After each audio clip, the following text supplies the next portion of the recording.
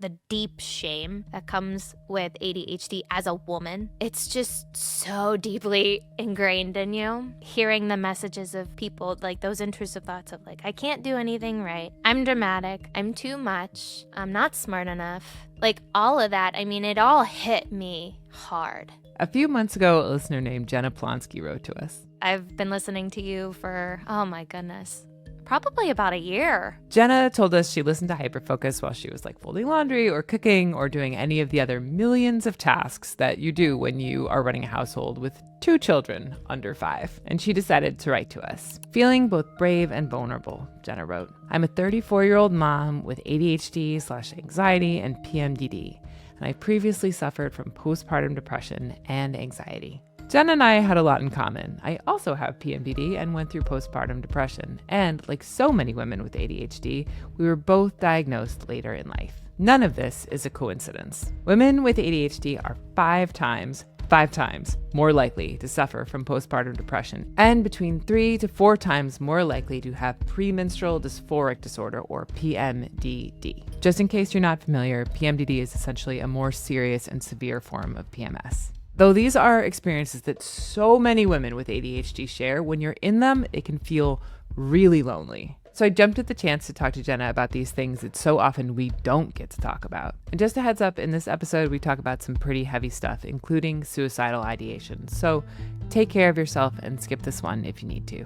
I'm Ray Jacobson, and today on Hyperfocus, a brave and vulnerable conversation with Jenna Plonsky.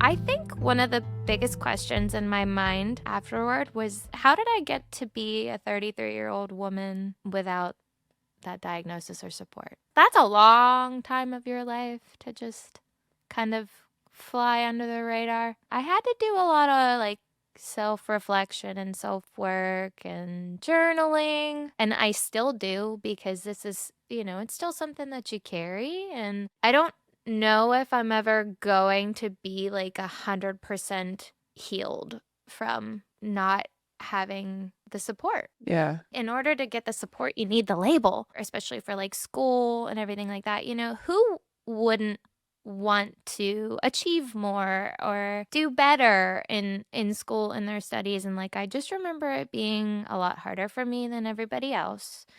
And, during this time of like diagnosis too, we were moving out of state, like from Georgia to Pennsylvania, big move. My husband found my high school diploma, and like I'm, looking through it, and you know how people get recognized for, being an honors student, valedictorian, and all of these clubs, all of these sports, all of this, all of that, and like little stars next to their name. And I had nothing next to my name. If it's any comfort, I once won an award when everybody else got awards for like best at Spanish, best at math. I won most spaced out. Oh, that's a Ray. true story. Oh, because they had to give me something. Here, you get this. This is a good one. Here's a piece of paper. Oh my gosh, that's so ridiculous. Oh my goodness. It's a journey, and it continues to be a journey is the best answer I got. It is a journey, especially when you're diagnosed at 33 like Jenna was. Like a lot of other women, Jenna began to suspect she might have ADHD when she was trying to help her kid. Now, her daughter has a diagnosis of ADHD and anxiety, but back then they were both white-knuckling it as Jenna tried to figure out what was going on with her daughter and with herself, a process that was as brutal as it was eventually, at least, enlightening. When these big outbursts and emotional dysregulation moments happened, that feeling of failure, that was really all-consuming and really hard to get through. So all of this was going on. You're trying to figure out what's going on with your daughter. What was going on with you? Just blindly going through life, trying my best, not diagnosed, and feeling like my best always fell short. Yeah, super emotional time for me because, both her and I were navigating emotional dysregulation without really knowing what was going on. It would be like just hitting a wall constantly with one another. I often call my daughter my mirror. I really don't like the phrase mini me. I don't like it, but like the mirror, I think, is a good way to describe it because a lot of her quirks are similar to mine. The behaviors, even the anxiety part. At this time, I did not have like an official diagnosis, but I thought it was postpartum anxiety and depression. And that was kind of like my tunnel, and then I started to do all of like the right things. I was exercising and paying attention to like my diet. And then I'm like, something's still not right. Yeah. Like with me, I just noticed there was a big giant piece of the puzzle missing. I'm so struck by when you say, I felt like I was doing all of the right things. So I can relate to that very much as somebody who also went through postpartum depression. And when those right things don't lead you where you need to go, it can feel sort of overwhelming in a whole other way. So as you're experiencing this thing where you're putting in the right things, you're doing all of this work, and you're starting to see things that feel familiar to you in the mirror of your daughter, what was going through your head? Where were you going in that?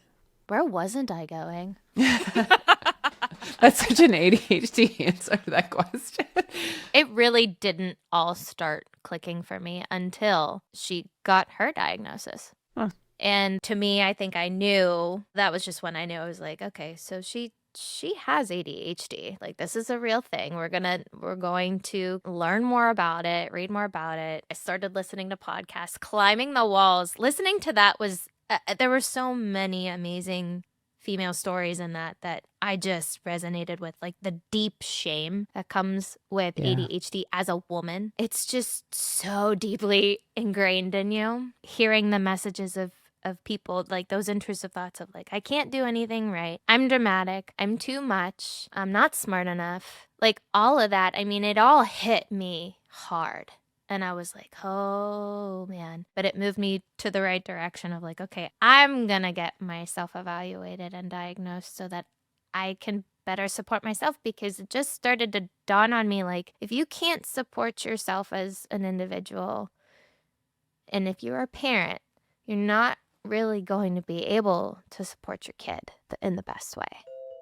So Jenna, who, if you can't tell by now, is a resourceful, impressively positive person, threw herself into learning more. And as she began to understand her ADHD, she also started wondering more about some of the other challenges that she'd experienced. Two of those were things Jenna had written to us about in her email: postpartum depression and PMDD, premenstrual dysphoric disorder. Now, we all have our "we do not talk about this enough" soapbox topics, and these are mine. Now, I know I said this before, but I'm going to say it again because, as I said, this is my thing. Women with ADHD are 5 times more likely to have postpartum depression or another perinatal mood disorder, and 3 to 4 times more likely to have premenstrual dysphoric disorder, or PMDD. These are life-altering and at times life-threatening conditions, and soapbox time, we do not talk about them enough. So when Jenna mentioned in her email that she had postpartum depression and PMDD, I was like, excited is probably not the word, but grateful. Yes, let's go with grateful that I was going to finally get the chance to talk about these things, these conversations we so rarely get to have. That said, just a warning, this is where things get kind of heavy. What was your postpartum depression experience like? Ugh, grueling, gruesome, sad. I mean, there are like thoughts of like suicidal ideation. Yeah. A lot of, I shouldn't be here. I'm not helpful. Like, I'm not doing enough. Yeah, just a ton of intrusive thoughts. And then your body, when you're thinking these things, your body reacts to that. And I got weaker. I was gaining more weight. You like lose control of how to help yourself and how to stay healthy for you, for your kids. Like, yeah, it's a time that I definitely don't want to relive. At the same token, like, I went through it so that I could get the answers that I now have.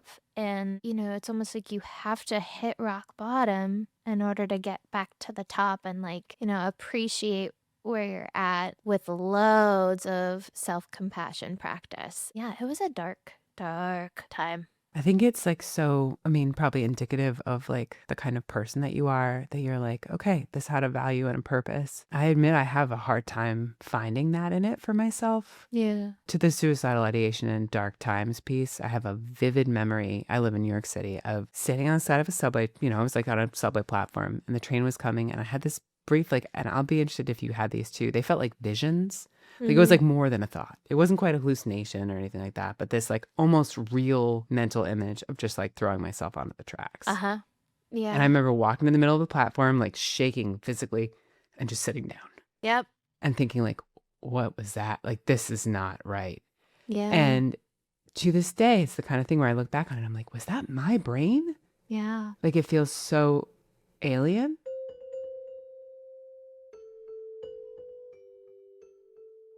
As we've talked about on the show before, ADHD symptoms vary pretty widely, and for women, they are very impacted by hormonal shifts, which means that things like pregnancy or menstruation can wreak serious havoc. The postpartum mood disorders that Jenna and I both experienced were serious, but luckily, in our cases, time limited. But those feelings that Jenna describes having, anxiety, intrusive thoughts, depression, are also symptoms of PMDD, a cyclical mood disorder that corresponds to luteal phase of your menstrual cycle. This monthly Suckfest also includes rage, disorganization, tender boobs, exhaustion, changes in appetite, and a big spike in ADHD symptoms. What is PMDD like for you? Like what? Not just what is it like, but like what does it do to your life?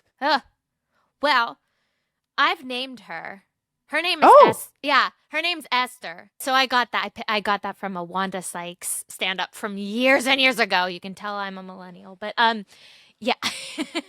She has like this little skit of like Esther wants cheesecake. something about personifying. It's helpful. It is because the thing that I connected was that like that depression piece was only ever involved whenever it was, well, basically like 2 weeks out of every month. So that's a lot of time. It's a lot of time.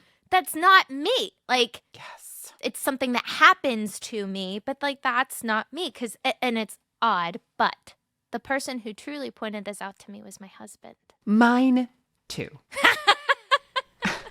He just knows.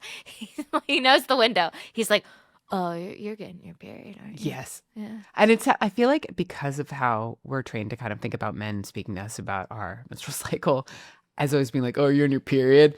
Like, it's helpful to have like someone who's like a partner say that to you and be like, you're not doing great. Yeah. The other people who might like call you on it or be able to like comment on it aren't necessarily in a position to observe it. Right. So what is it like for you? Like when that time hits, those 2 weeks out of the month or however long it lasts for you, what happens? You go from being the Jenna that I see before me, delightful, lovely, warm, capable person, to who is she? Who's Esther? Oh, Esther is a raging capital B.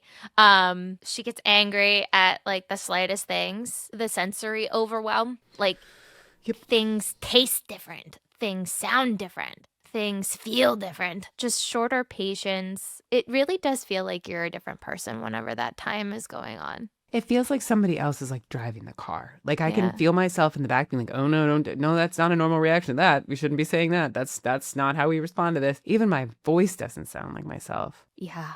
I realized like the toll that it was taking on me mostly because like of my husband saying things like he notices my behaviors and my moods changing and like growing up, I'm the first in my family to have all of these diagnoses and like that's a hard thing to carry. Yeah. I'm steering the ship and it can be lonely and hard. But growing up, 2 older brothers, I got my first period when I was 12. I remember that shift of like, whoa, why is everything pissing me off? Why Why am did I everything like, suck now? why am I crying? Why am I crying? Why am do I wa- crying? Why do I want to put the blanket over my head and just rock back and forth?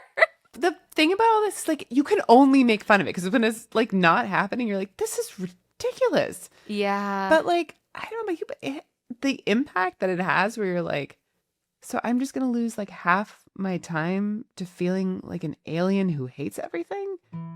PMDD can be hard to treat, and what works for one person might not work for another. But since no one likes being an alien who hates everything for a week out of every month, I was curious what, if anything, Jenna had found that helped treat her PMDD symptoms. I take hormonal birth control. Does that help you? It has helped me. And I know that may not be the cure-all for other women. And there's a lot of, different avenues with this. But again, I think a combination approach, you kind of have to do a little bit of everything. Like A little CBT, a little yeah, hormone therapy, and little I'm maybe at- antidepressants. Yeah. And I haven't tried hormonal therapy other than, birth control. But No, yeah, I don't take any other medication though, so I'm You don't raw take dogging ADHD life. medication? No, I'm raw dogging.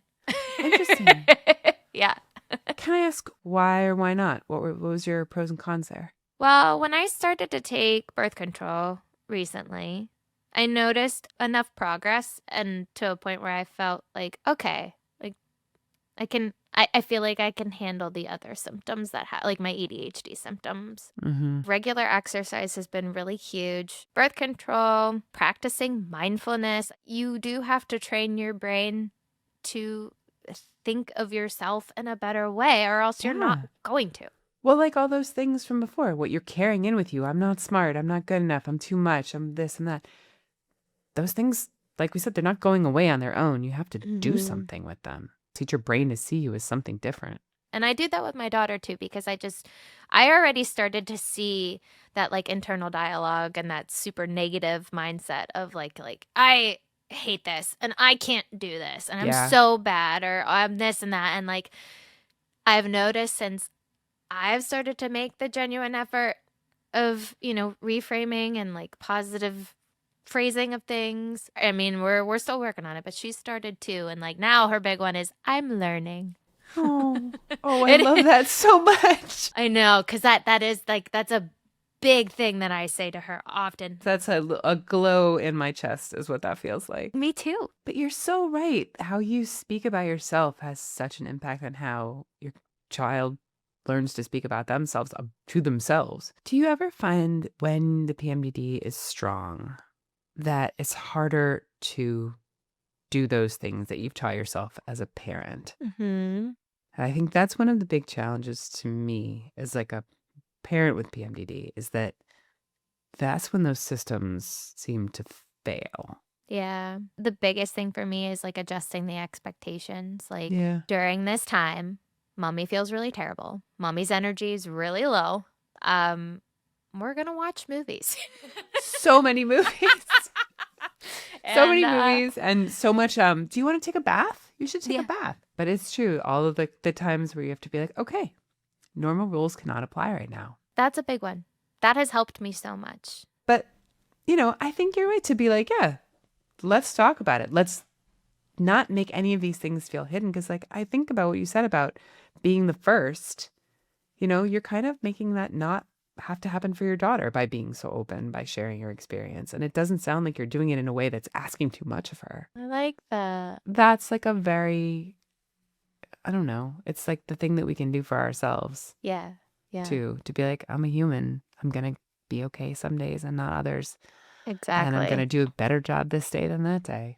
Exactly. Yeah, especially whenever you have ADHD, it's just like really knowing yourself and really tuning into it is Yeah. really the only way to, navigate it. I'm just so thankful that I know what I know now. The labels and all of that, it's helped me and it's only going to help her too going forward in the future. And with PMDD too, I mean, I'm going to be on high alert for that with her. Yes. With all of these things, like the work that you've done to educate yourself, to learn about like all the things that you need, those are gifts that you're giving not just to yourself, but to your daughter. Who knows? Maybe our daughters will be lucky enough to get their periods and breeze through. Yeah. But if they don't have that unlikely luck, we'll be much more ready for it than we were. Yeah, exactly. And again, it just like it's great to know that we're going to be there for them. They're not going to be alone. Yeah. And we're going to figure it out. Thank you so much for listening to this awesome conversation, and thank you so much to Jenna for writing in and for coming on the show. If you ever want to write in and you think you might be a great guest for us, please don't hesitate. We love hearing from our listeners. And if you're interested in learning more about PMDD or postpartum depression and ADHD, check out our episode with Dr. Catherine Berndorf, co-founder of the Motherhood Center and a reproductive psychiatrist. We'll link to it in the show notes.